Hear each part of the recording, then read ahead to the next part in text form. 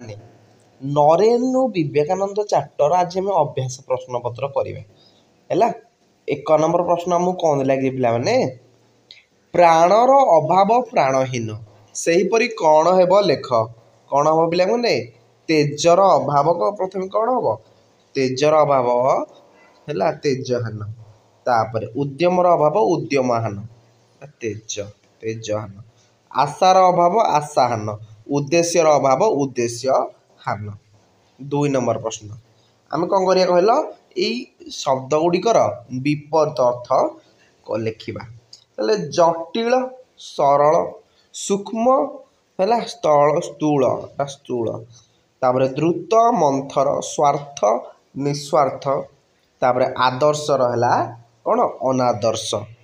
3 number ପ୍ରଶ୍ନ ବ୍ୟାସ ବାକ୍ୟ ସହ ସମାସର ନାମ ଲେଖ। ନାହିଁ ଅଭିଜ୍ଞତା ଯାହାର ସେ, କ'ଣ କହିବା? ନିଷେଧାର୍ଥକ ବହୁବ୍ରୀହି ସମାସ। ନାହିଁ ଆସକ୍ତି ଯାହାର ସେ, ନିଷେଧାର୍ଥକ ବହୁବ୍ରୀହି ସମାସ। ତାପରେ ନାହିଁ ସ୍ୱ ଯାହାର, ଇଏ କ'ଣ ହେବ? ସେଇ ଏକା। ତାପରେ ସହଯାତ୍ରା ସାହାର ହେଲା, ଇଏ ହେଲା ବହୁବ୍ରୀହି ସମାସ। 4 ନମ୍ବର ଗୁଣରେ ଯିଏ ମୁଗ୍ଧ ସେ ହେଲା ଗୁଣମୁଗ୍ଧ। ସେହିପରି ମୁଗ୍ଧ ଲଗାଇ ଆମେ ଜ୍ଞାନମୁଗ୍ଧ, ଆହାରମୁଗ୍ଧ, ବିହାରମୁଗ୍ଧ, ବିଷୟମୁଗ୍ଧ, ପ୍ରଣୟମୁଗ୍ଧ ଲେଖିପାରିବା। 5 ନମ୍ବର ସୂତ୍ରପାତ ଆଲୋକପାତ ଭଳି ପାତ ଲଗାଇ, ରେଖାପାତ, ଜ୍ୟୋତିପାତ, ଦୃଷ୍ଟିପାତ, କାଳାତିପାତ, କର୍ଣ୍ଣପାତ। 6 ନମ୍ବର ଦେଲା ବିବେକରେ ଆନନ୍ଦ ହେଲେ ଆମର ବିବେକାନନ୍ଦ, ସେପରି ହୃଦଯୁକ୍ତ ଆନନ୍ଦ ହୃଦାନନ୍ଦ, ବ୍ରହ୍ମଯୁକ୍ତ ଆନନ୍ଦ ବ୍ରହ୍ମାନନ୍ଦ। ଏଇଟା ଭୁଲ ଲେଖା ହେଇଛି ପିଲାମାନେ, ଓଲଟା ଲେଖା, ଏଇଟା ଆଗ ଲେଖିଦେଇଛି ହେଲା, ଏଇଟା ଏଇଠି, ଏଇଟା ଏଇଠି। ନିତ୍ୟଯୁକ୍ତ ଆନନ୍ଦ ହେଲା ନିତ୍ୟାନନ୍ଦ, ପରମଯୁକ୍ତ ଆନନ୍ଦ ହେଲା ପରମାନନ୍ଦ। ତାପରେ ଆମର 7 ମାର୍କ ନରେନ 2 ପିତାଙ୍କୁ ହରାଇଲା କହିବାର କାରଣ କ'ଣ? ତାହେଲେ ନରେନଙ୍କ ପିତାଙ୍କ ନାମ କ'ଣ? ବିଶ୍ୱନାଥ ଦତ୍ତ ହେଲା। କିନ୍ତୁ ନରେନଙ୍କୁ ବିବେକାନନ୍ଦ ରୂପେ ପୁନର୍ଜନ୍ମ ପ୍ରଦାନ କରିଥିଲେ ଗୁରୁ ଶ୍ରୀ ରାମକୃଷ୍ଣ। ପିତା ବିଶ୍ୱନାଥ ଦତ୍ତ ସଂସାରରୁ ବିଦାୟ ନେବାର ବର୍ଷକ ପରେ ଗୁରୁ ପିତା ଶ୍ରୀ ରାମକୃଷ୍ଣ ଇହଧାମ ତ୍ୟାଗ କରିବାରୁ ନରେନ 2 ପିତାଙ୍କୁ ହରାଇଲେ ବୋଲି କୁହାଯାଇଛି। 8 ନମ୍ବର ପ୍ରଶ୍ନ ମହାନ କର୍ମ କିଏ ସମ୍ପାଦନ କରିଥାନ୍ତି? ଦୃଢ଼ମନା ମଣିଷ ହିଁ ମହତ କର୍ମ ସମ୍ପାଦନ କରିଥାନ୍ତି। କାରଣ କ'ଣ? କାରଣ ଦୃଢ଼ମନା ମଣିଷ ଜଗତ ବକ୍ଷରେ କେବେ ଆପଣାଙ୍କୁ ଏକୁଟିଆ ମନେ କରେ ନାହିଁ। ଜୀବନର ଲକ୍ଷ୍ୟ ଓ କର୍ମକୁ ଭଲ ଭାବରେ ନିରୀକ୍ଷଣ କରିଥିବା ସେହି ନିଷ୍ଠାବାନ ମଣିଷ ସ୍ୱୟଂ ଦୃଢ଼ ମନୋବଳ ମାଧ୍ୟମରେ ଜଗତର ମହତ କର୍ମକୁ ଏକାକୀ ସମ୍ପାଦନ କରିଥାଏ। ନେକ୍ସଟ 9 ନମ୍ବର ପ୍ରଶ୍ନ ନରେନଙ୍କ ମନରେ କେଉଁ ବ୍ୟାକୁଳତା ଥିଲା ବୋଲି ଲେଖକ କହିଛନ୍ତି? ତାହେଲେ ନିର୍ବିକଳ୍ପ ସମାଧୁର ଦିବ୍ୟ ଅନୁଭୂତି ପାଇବା ନିମନ୍ତେ ନରେନଙ୍କ ହୃଦୟରେ ବ୍ୟାକୁଳତା ଥିଲା। କାରଣ ଦିନେ ଠାକୁର ଶ୍ରୀରାମକୃଷ୍ଣ ନରେନଙ୍କୁ ତାଙ୍କ ଇଚ୍ଛା ସମ୍ପର୍କରେ ପ୍ରଶ୍ନ କରିଥିଲେ। ଉତ୍ତରରେ ସେ ଶୁକଦେବଙ୍କ ପରି ଏକାଧିକ୍ରମେ 5 ରୁ 6 ଦିନର ସମାଧିରେ ଲୀନ ହୋଇ ପରେ ଟିକିଏ ତଳକୁ ଆସି ଶରୀର ରକ୍ଷା ପାଇଁ କିଛି ଖାଦ୍ୟ ଗ୍ରହଣ କରି ପୁଣି ସମାଧିର ବୁଡ଼ିଯିବାର ଇଚ୍ଛା ପ୍ରକାଶ କରିଥିଲେ। ତାହେଲେ ଏହା ପାଇଁ ନରେନଙ୍କର ପ୍ରାଣର ବ୍ୟାକୁଳତା, ମାନେ ଏଇଥିରୁ ଆମେ ଜାଣିପାରିବେ ଯେ ନରେନଙ୍କର କେତେ ବ୍ୟାକୁଳତା ପ୍ରତୀୟମାନ ହୋଇଥାଏ। 10 ନମ୍ବର ସମାଧିରେ ବୁଡ଼ି ନ ଯିବା ପାଇଁ ଶ୍ରୀରାମକୃଷ୍ଣ ନରେନଙ୍କୁ କାହିଁକି କହିଥିଲେ? ଠାକୁର ଶ୍ରୀରାମକୃଷ୍ଣ ଭାବିଥିଲେ ନରେନ ଗୋଟିଏ ପ୍ରକାଣ୍ଡ ବଟବୃକ୍ଷ ହୋଇ ତାର ଛାୟାରେ ହଜାର ହଜାର ମଣିଷକୁ ଆଶ୍ରୟ ଦେବ। କିନ୍ତୁ ନରେନ ତା ନ ହୋଇ ସମାଧିସ୍ଥ ହୋଇ କେବଳ ନିଜର ମୁକ୍ତିମାର୍ଗ ଖୋଜୁଥିବାରୁ ଶ୍ରୀରାମକୃଷ୍ଣ ନରେନଙ୍କୁ ସମାଧିରେ ବୁଡ଼ି ନ ଯିବା ପାଇଁ କହିଥିଲେ। ନେକ୍ସଟ 11 ନମ୍ବର ସନ୍ନ୍ୟାସୀର କେଉଁ ଧର୍ମକୁ ବିବେକାନନ୍ଦ ବାଛି ନେଇଥିଲେ? ବିବେକାନନ୍ଦ ଧ୍ୟାନ, ଧାରଣା, ଯୋଗ, ସମାଧି, ଇହଲୋକବିମୁଖ ସନ୍ନ୍ୟାସୀର ଆଦର୍ଶ ପରିହାର କରି ତେଜହୀନ, ଉଦ୍ୟମହୀନ, ପ୍ରାଣହୀନ, ଉତ୍ଥାନ ଶକ୍ତିରହିତ ଭାରତର ଅଭ୍ୟୁତ୍ଥାନ ପାଇଁ ସଂଗ୍ରାମ ତଥା विशाल कौन बुभुक्षु समष्टि दुर्दशा मोचनार्थे सेवाव्रत आचरण करी ईश्वर उपलब्ध करिवार धर्म को बाछि नेइथिले। 12 नंबर जनता जनार्दन काहींकि अवहेलित अवस्था थिला। जनता जनार्दन अर्थ होछि पिला माने लोक माने हेउछंती देवता।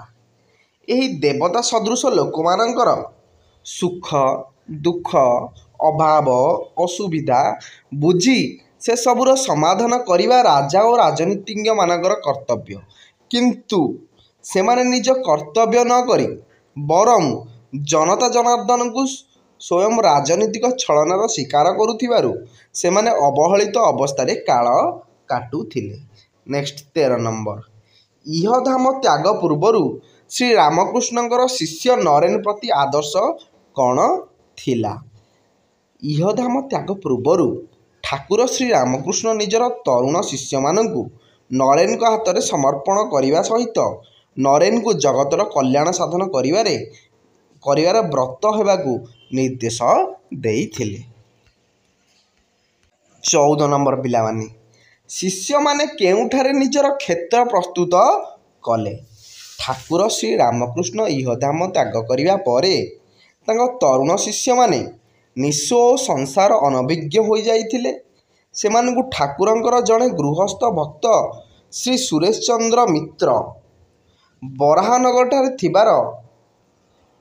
ठारे थिबा तांकर गोटे पुराणा कोठा छाड़ीदेले। से ही परित्यक्त भूतकोठी ही शिष्य माने निजर क्षेत्र प्रस्तुत करिथिले। नेक्स्ट 15 नंबर स्वामी रामकृष्णानंद मठ छाड़ी बाहर को जाई नथिले काहींकी? बढ़िया क्वेश्चन पिला माने। श्री रामकृष्ण तरुण शिष्य माने सन्यासी हेबा परे जण जण होई तीर्थयात्रा बाहरी जाइथिले। सेमानक मध्यरु किए केतेबेले मठ को फेरिबो ताकू अपेक्षा करी स्वामी रामकृष्णानंद एकुटिया मठ को जगी रहिथिले।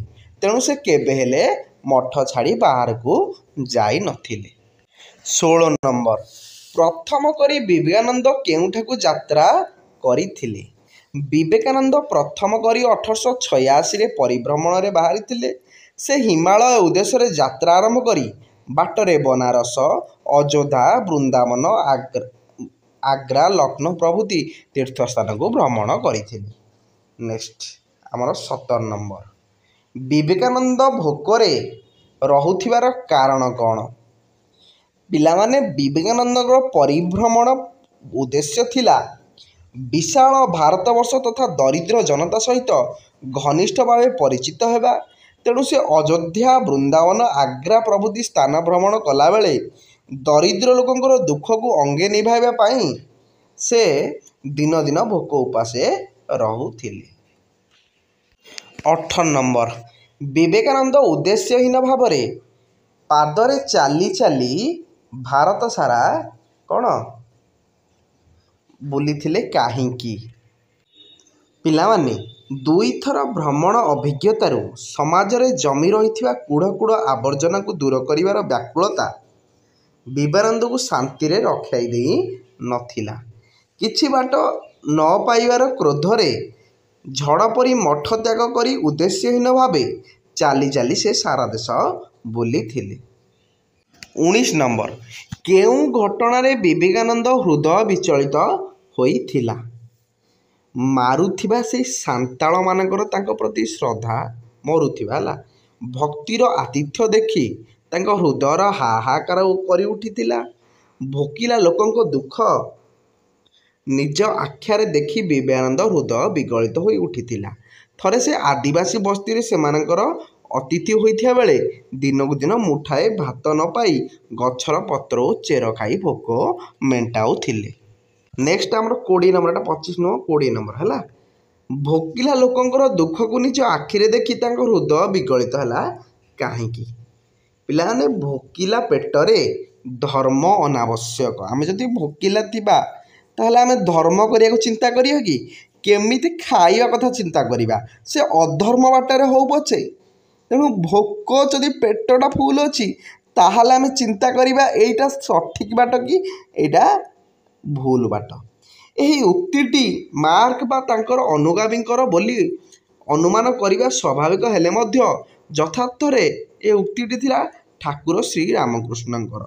କାରଣ ଏହି ଉକ୍ତିଟିକୁ ନରେନ ତାଙ୍କ ଗୁରୁ ଠାକୁର ଶ୍ରୀରାମକୃଷ୍ଣଙ୍କ ଠାରୁ ଶୁଣିଥିଲେ। 21 ନମ୍ବର, ମଣିଷର ପ୍ରକୃତ ଶତ୍ରୁ କିଏ ବୋଲି ବିବେକାନନ୍ଦ ଭାବିଲେ? ବିବେକାନନ୍ଦ ଦେଖିଲେ ଯେ ସାରା ଦେଶରେ ଦାରିଦ୍ର୍ୟର ନିରଙ୍କୁଶ ରାଜତ୍ୱ, ଦି ଓଳି ଦିମୁଠା ଖାଇବାକୁ ନ ପାଇ ହେଲା ମଣିଷ ଅନାହାରରେ କାଳତିପାତ କରୁଛନ୍ତି। ତେଣୁ ପ୍ରବଳ ପ୍ରତାପା ଦାରିଦ୍ର୍ୟ ରୂପା ରାକ୍ଷସକୁ ହିଁ ବିବେକାନନ୍ଦ ମଣିଷର ପ୍ରକୃତ ଶତ୍ରୁ ବୋଲି ବିବେଚନା କରିଥିଲେ। ନେକ୍ସଟ 22 ନମ୍ବର, ବିବେକାନନ୍ଦଙ୍କର ଅସଲ ଶକ୍ତି କ'ଣ? ଚୁମ୍ବକ ଲୁହାକୁ ତା ଆଡ଼କୁ ଟାଣି ନେବା ପରି ଲୋକମାନଙ୍କୁ ଉପଦେଶ ଦେଇ ଧର୍ମ ଓ ତ୍ୟାଗ ମାର୍ଗର ପ୍ରତ୍ୟକ୍ଷ କରାଇବା ହିଁ ଥିଲା ବିବେକାନନ୍ଦଙ୍କର ଅସଲ ଶକ୍ତି। 23 ନମ୍ବର, ଶେଷରେ ବିବେକାନନ୍ଦ କ'ଣ କରିବାକୁ ସ୍ଥିର କଲେ? କାଟୁଥିବା ଜନତାର ମଙ୍ଗଳ ପାଇଁ ବହୁ ସମ୍ଭାବନାମୟ ବିଦେଶ ଯାତ୍ରାରେ ଯିବା ପାଇଁ ସେ ସଂକଳ୍ପବଦ୍ଧ ହୋଇଥିଲେ। ଶେଷରେ ବିବେକାନନ୍ଦ ସ୍ଥିର କରିଥିଲେ ଯେ ତାଙ୍କୁ ଦରିଆ ପାରି ଯିବାକୁ ପଡ଼ିବ। ହେଲା, ତାହେଲେ ଇଏ ହେଲା ଆମର ଥିଲା ସର୍ଟ କୋଶ୍ଚିନ୍ ଏବଂ 2 ମାର୍କିଆ କୋଶ୍ଚିନ୍। ନେକ୍ସଟ ପାର୍ଟରେ ଆମେ ସରଳାର୍ଥ ଏବଂ ଲଙ୍ଗ କୋଶ୍ଚିନ୍ କରିବା। ଥ୍ୟାଙ୍କ ୟୁ ପିଲାମାନେ।